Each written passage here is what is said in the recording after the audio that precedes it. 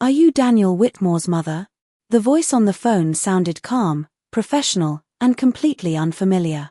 Yet those 7 words changed everything. I sat upright in bed and glanced at the clock on my nightstand. It was 2:17 a.m. in Columbus, Ohio. For a moment, I wondered if I was dreaming. Yes, I answered slowly. I'm his mother. Is something wrong? There was a brief pause on the other end. Not long. Just long enough for my stomach to tighten. Your son is currently a patient at Bayview Medical Center in Florida. We have been trying to reach a family member. I gripped the phone so tightly my fingers began to ache. A patient. Family member. The words echoed in my mind. Daniel was 44 years old. He lived in Florida with his wife, Ashley. If something serious had happened, why was I hearing it from a stranger in the middle of the night? I don't understand, I said quietly. Why are you calling me? The woman hesitated before answering. Your contact information was listed in an older emergency file. I thanked her, ended the call, and sat motionless in the darkness. The house felt unusually silent. Outside, a light rain tapped softly against the windows. My heart was racing, but my thoughts felt strangely clear. 3 weeks. It had been 3 weeks since I'd spoken directly with Daniel. At the time, I had blamed his busy schedule. He worked long hours. He always had. Whenever I called, Ashley answered instead. Daniel was resting. Daniel was working. Daniel was out running errands. There was always a reason. A reasonable reason. At least, that's what I had told myself. I swung my legs out of bed and walked into the kitchen. The coffee maker hummed as it brewed a fresh pot. I stood by the counter staring at the steam rising from my mug. My son had never gone 3 weeks without speaking to me. Not once. Every Sunday afternoon, without fail, he called. Sometimes for 5 minutes. Sometimes for an hour. We talked about football, weather, grocery prices, and whatever new project he was working on. Small things. Ordinary things. The kind of things that become precious when they suddenly disappear. I opened my phone and scrolled through our last messages. The final text from Daniel was short. Love you, Mom. Talk soon. 3 simple words. Nothing unusual. Nothing alarming. Yet now they felt heavier than before. By 4 a.m., I had booked the first available flight to Florida. I packed a small suitcase, locked my front door, and drove to the airport while the sky was still black. During the flight, I stared out the window as clouds drifted beneath the wing. My reflection looked older than I remembered. Tired. Worried. Every minute seemed to stretch longer than the last. I kept replaying the phone call. Kept asking myself the same question. Why hadn't Ashley told me? When the plane finally began its descent into Florida, sunlight spilled across the horizon in shades of gold and orange. Most passengers smiled as they prepared for another warm day in paradise. I couldn't. Somewhere below me was my son. Somewhere below me was a truth no one had wanted me to see. And for the first time in my life, I was afraid of what was waiting when I landed. I rented a compact sedan at the airport and drove straight toward the address I knew by heart. Daniel and Ashley had lived in the same house for nearly 8 years, a pale yellow home in a quiet neighborhood lined with palm trees and trimmed hedges. The Florida sun was bright overhead, but something felt wrong the moment I turned onto their street. Daniel had always kept his front yard spotless. Even as a teenager, he took pride in small things. Freshly cut grass. Clean windows. A neat driveway. Now the lawn looked neglected. The mailbox leaned slightly to one side. A stack of flyers was wedged near the front door. I parked across the street and sat behind the wheel for a moment. Maybe I was imagining things. Maybe stress was making me see problems where none existed. But deep down, I knew better. I walked up the driveway and rang the doorbell. No answer. I waited. Rang it again. Still nothing. The curtains were drawn. The house felt empty. I tried Ashley's number. It went straight to voicemail. I left a short message telling her I had arrived and was heading to the hospital. Then I stood on the porch looking at the family photos hanging beside the door through The narrow glass panel. Vacations. Holidays. Smiling faces. The kind of pictures people share when they want the world to believe everything is perfect. Back in the car, I entered the hospital address into my phone and began driving. Along the way, I stopped at a gas station for a bottle of water. While waiting in line, I glanced at social media. I almost never used it, but something compelled me to search Ashley's profile. What I found made me stop breathing for a second. Less than 20 hours earlier, she had posted photos from a waterfront restaurant. She was smiling beside a group of friends. In another picture, she stood holding a colorful drink with a sunset behind her. The caption read, "Finally taking time for myself. Much needed." Hundreds of people had reacted with heart emojis and supportive comments. I stared at the screen. Taking time for herself. Meanwhile, a hospital employee had called me in the middle of the night because they could not reach family. I put the phone away and continued driving. 20 minutes later, Bayview Medical Center came into view. The building was larger than I expected, 6 stories tall with glass panels reflecting the afternoon sunlight. My hands felt cold despite the heat outside. Inside the lobby, the air conditioning carried the faint scent of coffee and disinfectant. People moved quietly through the halls. Nurses walked past with tablets in their hands. Families sat together speaking in low voices. Life continued around me as though nothing unusual had happened. At the reception desk, I introduced myself. The woman behind the counter typed something into her computer and her expression changed immediately. "You are Margaret Whitmore?" she asked. I nodded. "Please wait one moment." She picked up the phone and spoke softly to someone upstairs. A few minutes later, a nurse appeared and approached me. She looked relieved. Not surprised. Relieved. That was what unsettled me most. As she extended her hand, she said words I would never forget. "Mrs. Whitmore, we have been hoping someone from your family would come." The nurse introduced herself as Karen Lopez and led me toward the elevators. I followed her through a maze of hallways, my suitcase rolling quietly behind me. Neither of us spoke for several moments. The silence felt heavier than any explanation.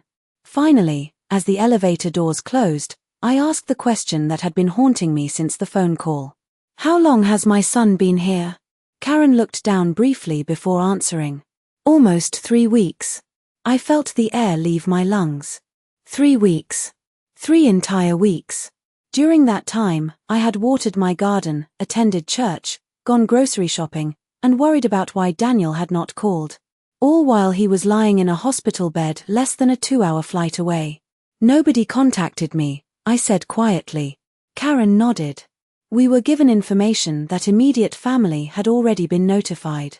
Immediate family. The word stung. I was his mother. The elevator opened onto a quieter floor. The sounds here were softer. More controlled. Karen guided me through another set of doors before stopping outside a private room. She turned toward me with a gentle expression. "Before you go in, I want you to know that he has been stable for the last 48 hours. There have been improvements." Improvements. It was not the reassurance I wanted, but it was enough to keep my knees from giving out. I pushed open the door and stepped inside. For a moment, I did not recognize him. Daniel had always been broad-shouldered and energetic.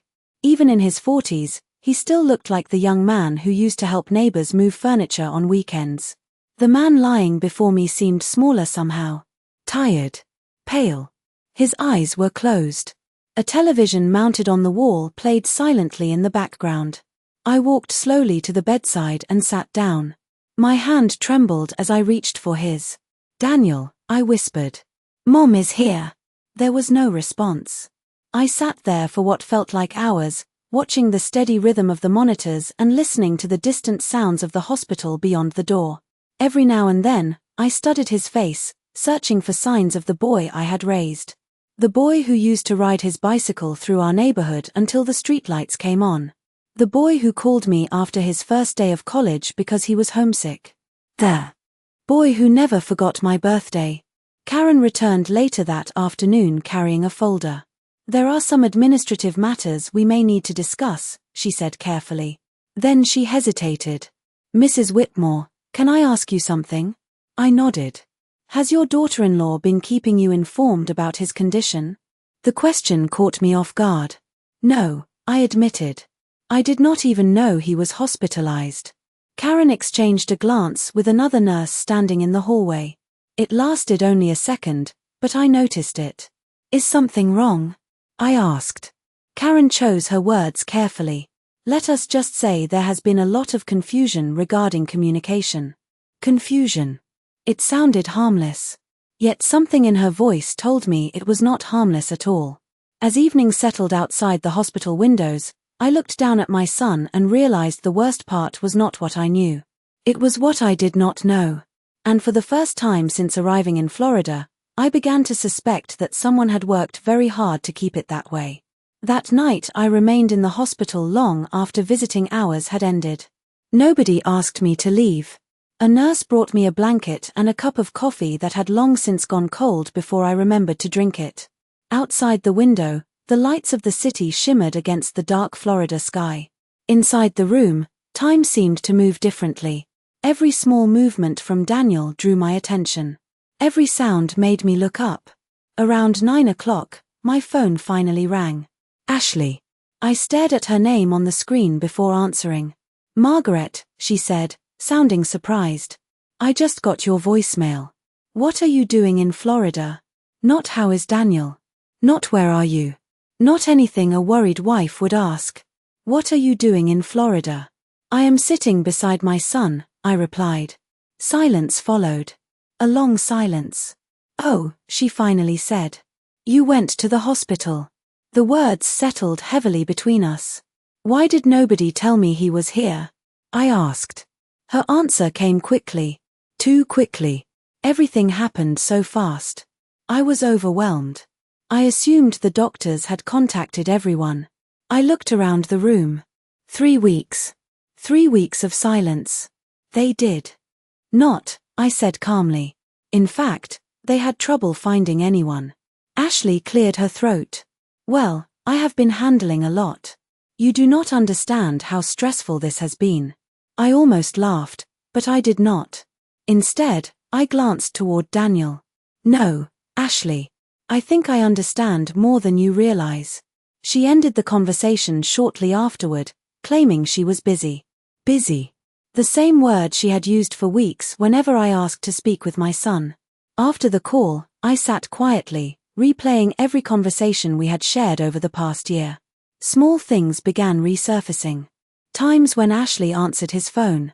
Times when she interrupted our conversations. Times when Daniel sounded distracted, as if someone were standing nearby listening. I had dismissed those moments then. Now they felt different. Near midnight, Karen stopped by before ending her shift. She noticed I was awake and pulled up a chair.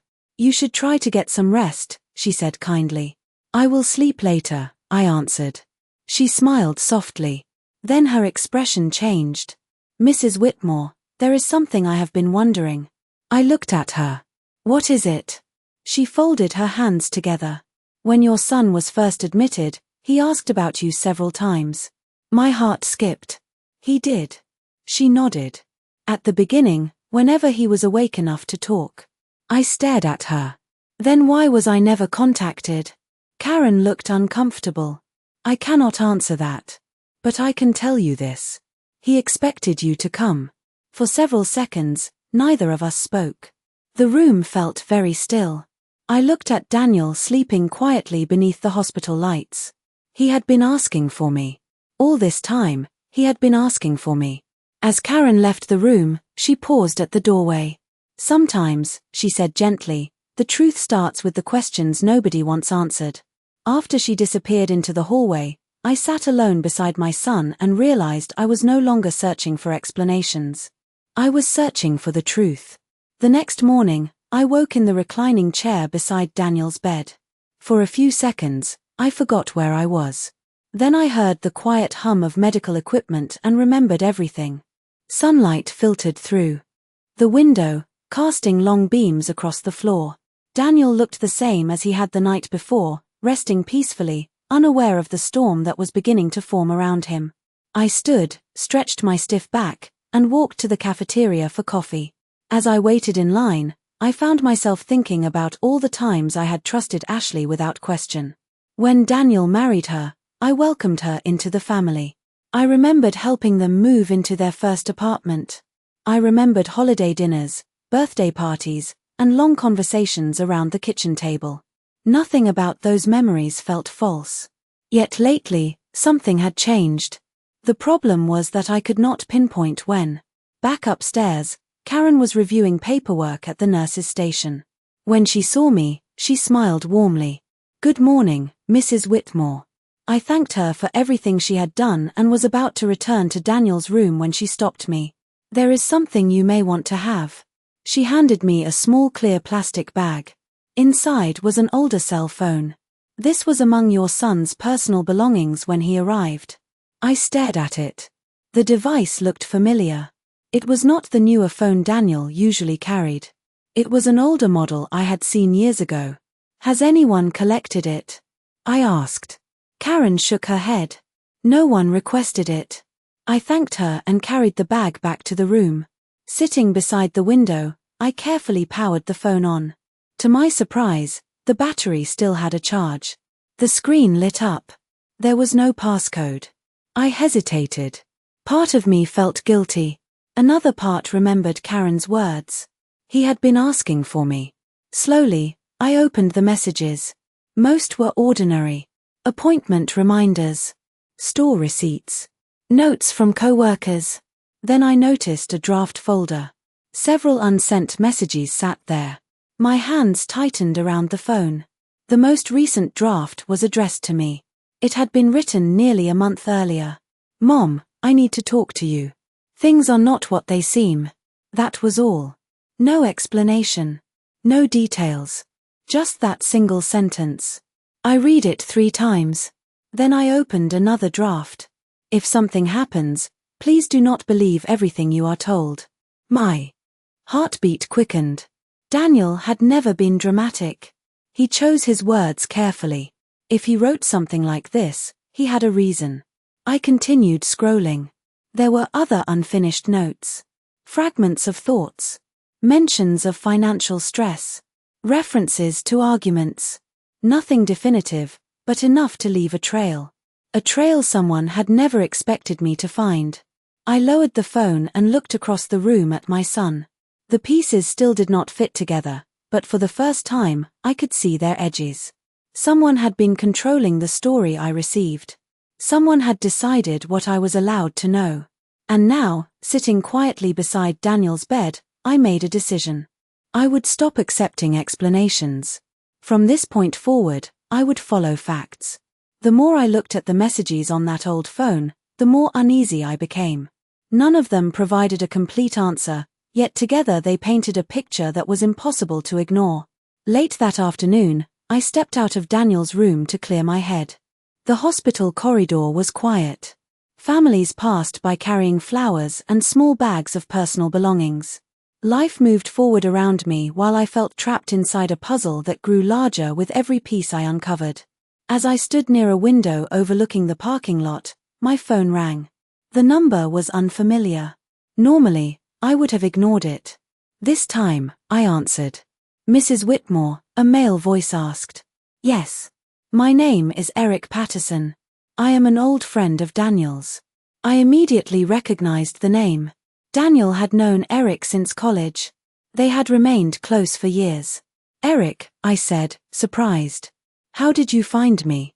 "I heard you were in Florida. A mutual friend told me." He paused.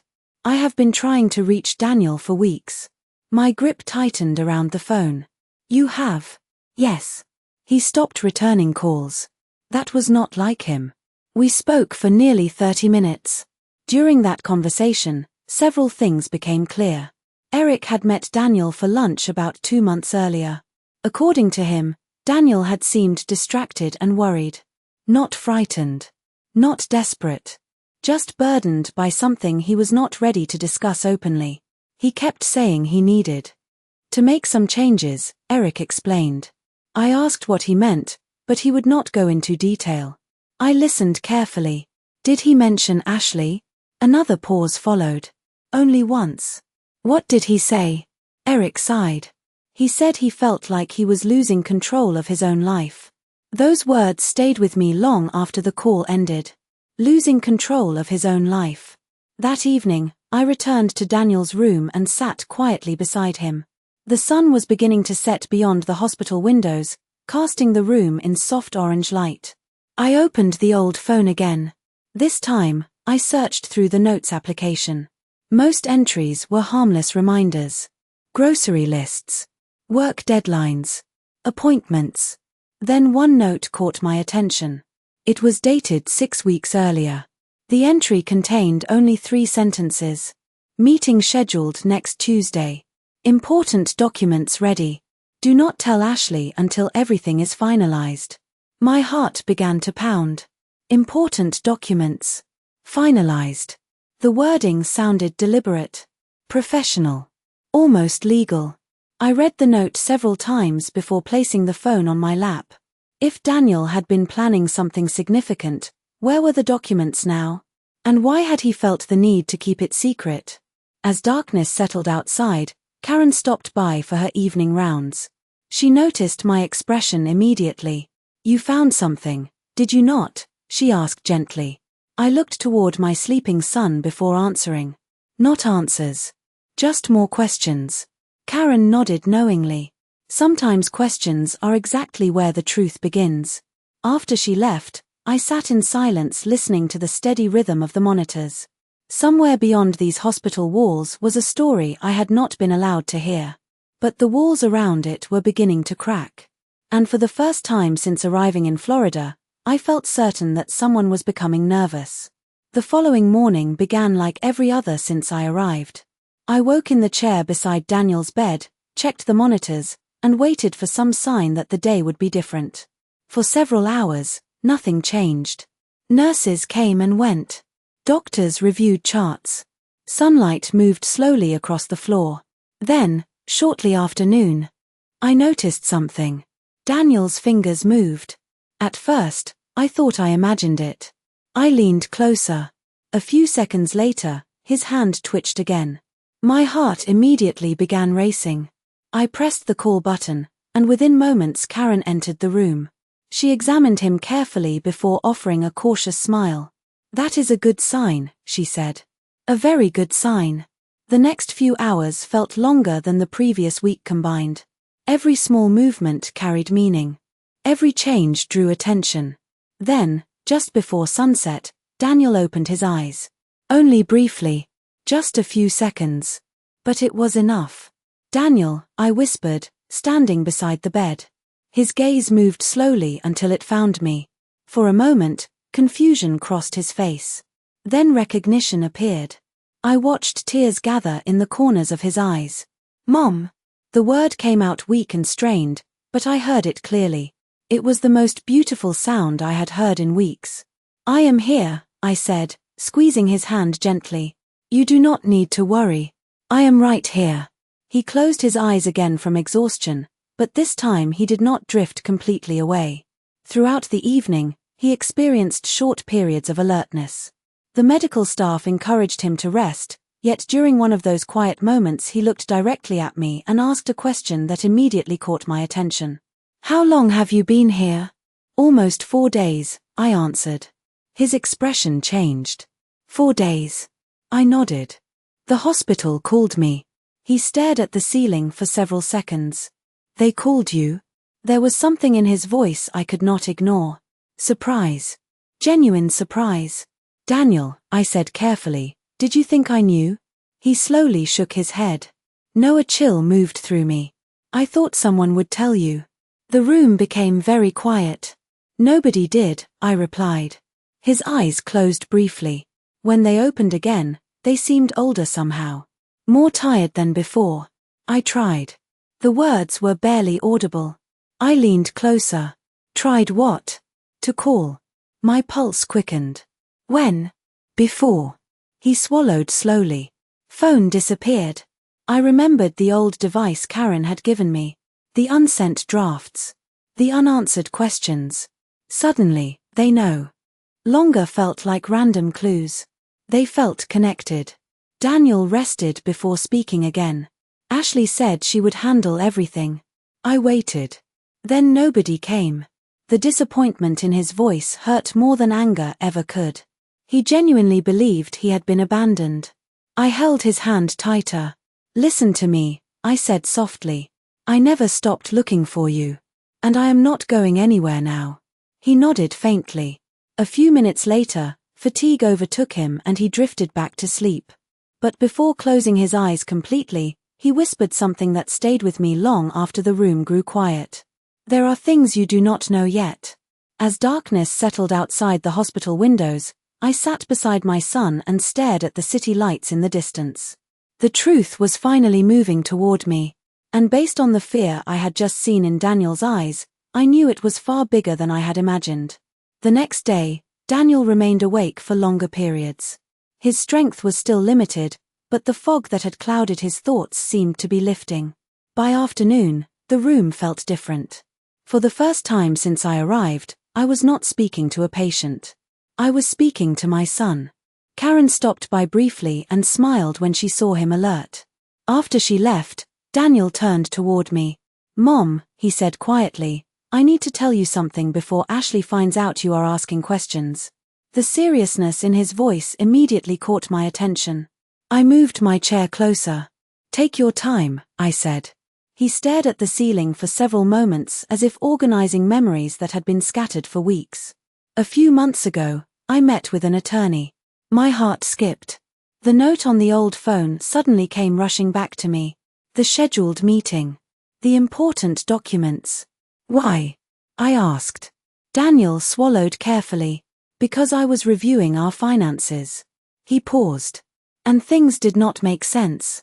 He explained that over the previous year he had noticed unusual activity in several accounts. Nothing dramatic at first. Small transfers. Unexpected withdrawals. Expenses he did not recognize. Whenever he asked Ashley about them, she always had an explanation. Household costs. Investments. Travel plans. He wanted to believe her. For a long time, he did. But eventually the numbers stopped adding up. "I hired an accountant to review everything," he said. "That is when I realized how much information I was not seeing." My stomach tightened. "What did you find?" Daniel closed his eyes briefly. "New policies. New accounts. Changes I never approved." The room suddenly felt smaller. "Changes to what?" He looked directly at me. "Insurance policies." I remained silent, allowing him to continue. Several documents listed Ashley as the sole decision maker for everything. Financial decisions. Medical decisions. Everything. His voice remained calm, but I could hear the disappointment beneath it. Some of the paperwork was legitimate. Some of it was filed during periods when I was traveling for work. I started asking questions. I immediately understood where this was leading. And she did not like the questions. Daniel gave a faint nod. "No," he then revealed something even more troubling. A week before he was hospitalized, he had met with an attorney to update several legal documents and regain direct control over certain accounts. He planned to make changes gradually and carefully. He wanted everything handled professionally. No arguments. No public confrontation. Just facts. "Did you finish?" I asked. "No," his answer came quietly. "I never got the chance. I thought about the unsent messages. The drafts. The phone calls that never reached me." Suddenly, they no longer seemed mysterious. They seemed interrupted. Before either of us could continue, my phone vibrated. A text message had arrived from Ashley. It contained only one sentence. "We need to talk immediately." I looked down at the screen and then back at my son. For the first time since arriving in Florida, I saw genuine concern cross his face.